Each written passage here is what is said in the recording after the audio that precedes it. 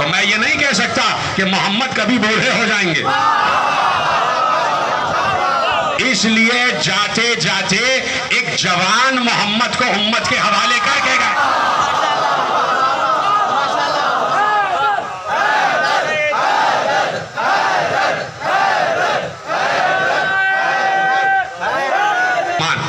لازمان اس پر زمانے کا اطلاق نہیں ہوتا, اس پر مکان کا اطلاق نہیں ہوتا. یعنی رب سے قرب کی منزل کو قاب قوسین کہتے ہیں, قرب الہی کی منزل کو قاب قوسین کہتے ہیں.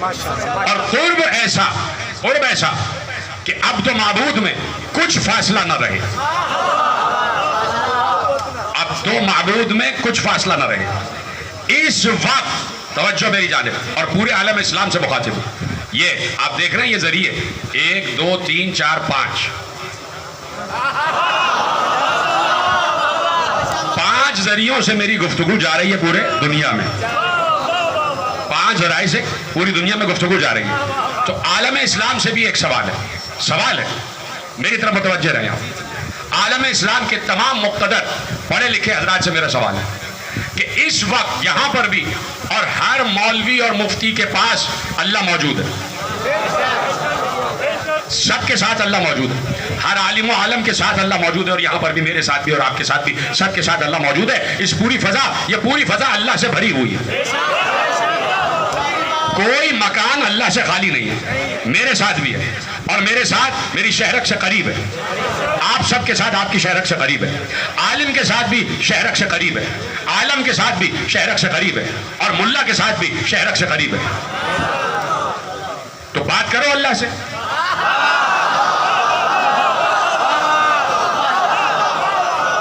اتنے مسائل ہیں, اللہ سے مسائل کا حل ڈھونڈ کر بتاؤ. اتنا قریب ہے اللہ, تو کیوں نہیں قربت محسوس کرتے اللہ کی؟ قرب خدا محسوس کیوں نہیں کر رہے؟ میں, آپ یا کوئی بھی قرب خدا کیوں نہیں محسوس ہو رہا جبکہ اللہ شہرک سے زیادہ قریب ہے؟ تو یہ قرب نہیں ہے,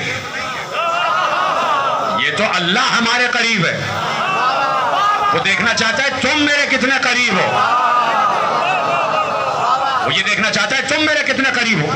تو نبی اللہ سے قریب, اتنا قریب ہوا کہ اب تو معبود میں کچھ فاصلہ نہیں رہ گیا.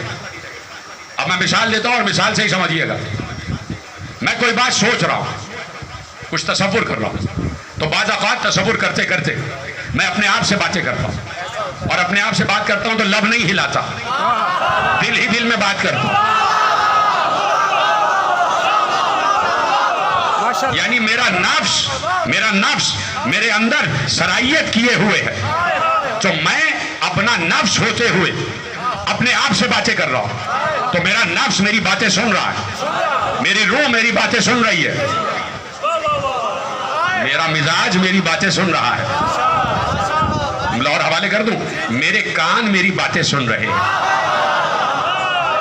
میرا اندر انر سیلف میری باتیں سن رہا ہے. تو اب مجھے لب ہلانے کی ضرورت نہیں ہے. مجھے نہیں پتا, میرا علم کم ہے, میری تصحیح فرما دیجئے گا. مجھے نہیں پتا کہ پیغمبر جب اللہ سے اتنے فاصلے پر آ گیا کہ اللہ نے کہا اتنا فاصلہ کہ کچھ بھی فاصلہ نہیں, تو اس کا مطلب ہے اب تو معبود میں فاصلے مٹ گئے. اب جہاں سے وہ چلا تھا وہی پہنچا,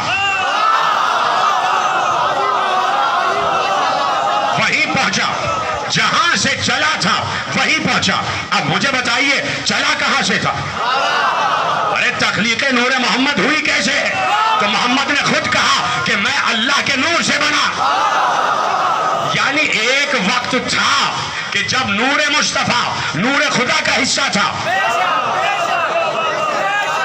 جب نور مصطفیٰ نور خدا ہی تھا, نور خدا ہی کا حصہ تھا. اس لیے, اور میں اس پر پوری تقریر کر چکا, میری ہر تقریر پچھلی تقریر سے متصل ہوتی ہے, اور میں اس پر پوری تقریر کر چکا کہ عالم اہل سنت نے لکھا کہ پیغمبر کا نور, پیغمبر نے کہا کہ میرے نور کو اللہ کے رسول نے اپنے اصحاب سے مخاطب ہو کر کہا کہ ان اللہ قبل خلق الاشیاء خلق نور نبیہ من نورہ. سمجھ گئے نا میری بات؟ میں پوری تقریر اس پر مرکز میں کر چکا ہوں کہ اللہ نے تمہارے نبی کے نور کو ہر شے کی خلقت سے پہلے اپنے نور سے خلق کیا. بات تو پہنچ گئی. اپنے نور سے خلق کیا. تو آدم سے پہلے مٹی تھی تو مٹی سے آدم خلق ہوئے. نور مصطفیٰ سے پہلے نور خدا تھا.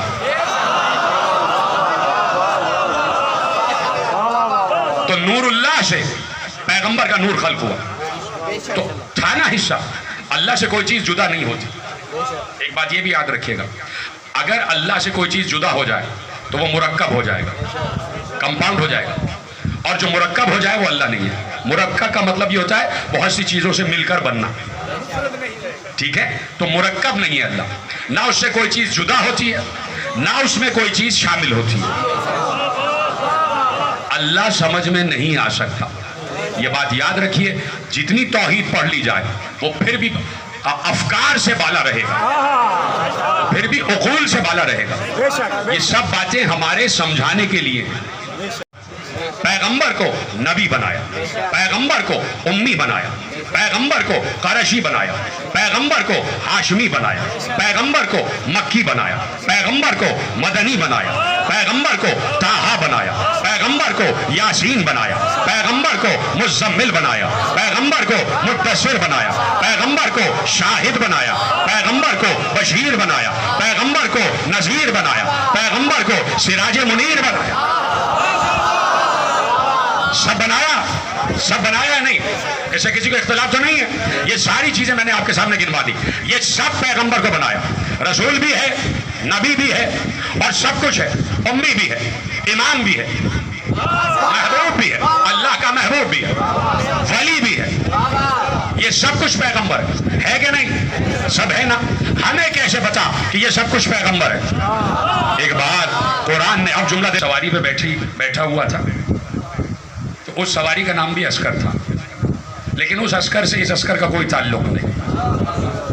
یہ عسکری ہے کہ اللہ کی فوج جس کی فوج ہے, اللہ کی فوج جس کی فوج ہے.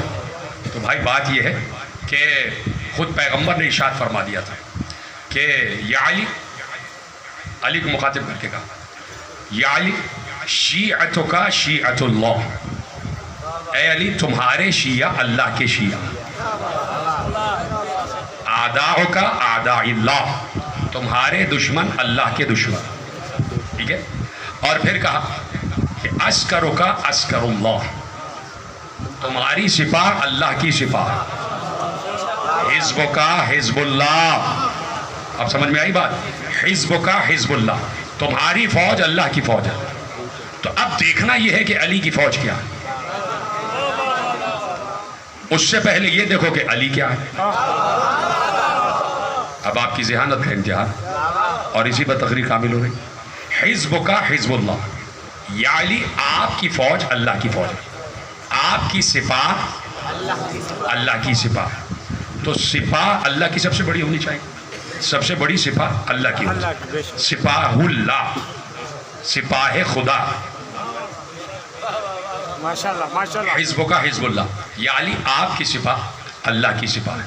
ٹھیک ہے, آپ کی سپاہ اللہ کی سپاہ. تو اب دیکھنا یہ ہے کہ علی کی سپاہ کیا ہے.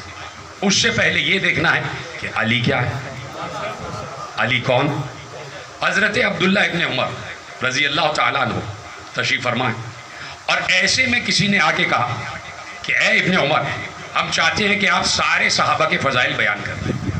حضرت ابن عمر نے سارے صحابہ کی فضیلتیں بیان کی اور چپ ہو گئے. پوچھنے والے نے کہا کہ آپ نے سب کا ذکر کیا, علی کا ذکر نہیں کیا. تو انہوں نے کہا کہ تم نے صحابہ کے بارے میں پوچھا ہے, علی اہل بیت ہے,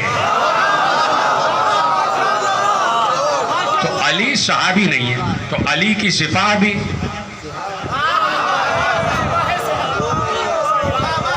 فرمائی آپ. چلیے گھر جا کے غور کر لیجیے گا, رات کو سوچے گا. ٹھیک ہے. تو اب یہ ہیں عسکری جنہوں نے دکھایا کہ پوری فوج میرے اختیار میں, مدد کے لیے تیار تھی. حسین نے سب کی مدد لینے سے انکار کیا اور کہا مجھے ان سے مدد چاہیے. یہ جو سامنے فوج یزید کھڑی ہوئی ہے ان میں کوئی اگر ہو, اس وقت بھی اگر کوئی حر بنا ہوا ہو تو وہ میری آواز سن کے میری طرف آ جائے. تو ہر دور کا امام یہی چاہتا ہے کہ کوئی حر ہو کہ جو آ جائے ہماری طرف. اور مظلومیت استعارہ بنی ہے امامتوں کا. پوری زندگی امام حسن عسکری نظر بند رہے, اپنے گھر میں نظر بند کر دیا گیا اور نکلنے نہیں دیے گا باہر, لیکن پھر بھی کسی نہ کسی طرح محب پہنچ جاتے تھے اور امام سے استفادہ کرتے تھے.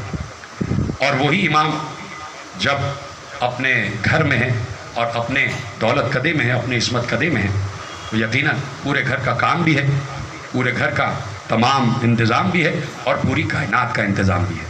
اور اس کے ساتھ ساتھ حجت زمانہ کا انتظار بھی ہے, حجت زمانہ کا انتظار بھی ہے. اور اس کے ساتھ ساتھ ایک پیغام جو مسلسل ہر امام نے دیا ہے وہ یہ ہے, جو بھی آ رہا ہے اس سے یہی کہا کہ دیکھو عزائے حسین کا فرش بچھتا رہے, حسین کی مجلس کا فرش بچھتا رہے. آج کون سی ربیع الاول ہو گئے؟ 5 ربیع الاول. ایک مہمان پہلی محرم کو ہمارے عزا خانوں میں آیا تھا. سلامت رہیں ہائے کہنے والے, جو رو رہے خدا ان کو سلامت رکھے. جن کو اب تک رونا نہیں آیا ان کے لیے دعا کرتا ہوں کہ ان کے دل میں کربلا دستک دے اور وہ کربلا تک پہنچ جائیں. ضروری نہیں ہے کہ میں چیخ پکار کروں, میں مصائب شروع کر چکا ہوں کہ ہر امام نے یہی وصیت کی کہ فرش عزائے حسین بچھتا رہے. تو جب امام حسن عسکری سامرہ میں قید ہے تو کیا اس وقت محرم نہیں آیا ہوگا؟ اس وقت کیا میرا مولا گریا کر کے رو نہیں کہا ہوگا؟ جب جب محرم آیا مولا نے اگر کسی کو گھر میں آنے کی اجازت نہیں بھی ملی تو اپنے گھر والوں کو بٹھا کے حسین کا ذکر شروع کر دیا. تو خود میرا مولا عسکری ذاکر ہوتا تھا اور امام کے اہل حرم سامعین ہوتے تھے. تو جب معصوم ذکر کرے حسین کا تو مجھے بتاؤ کیا کوئی آنکھ ایسی ہوگی کہ جس میں آنسو نہ آ جائے؟ اجرکم اللہ. اور میرا دل کہتا ہے کہ جس وقت امام نے اہل حرم کے کھلے سروں کا تذکرہ کیا ہوگا, جس وقت امام نے زینب کے کھلے سر کا تذکرہ کیا ہوگا, اس وقت امام کو قید خانہ بھی یاد آیا ہوگا, اس لیے کہ خود بھی قید میں ہیں, اور اس وقت امام کو بازار شام بھی یاد آیا ہوگا. تو امام نے یہ مصیبتیں بھی پڑھی ہوں گی جو آپ کے سامنے پڑھی جاتی ہیں. ابھی ایک تابوت برآمد ہونے والا ہے.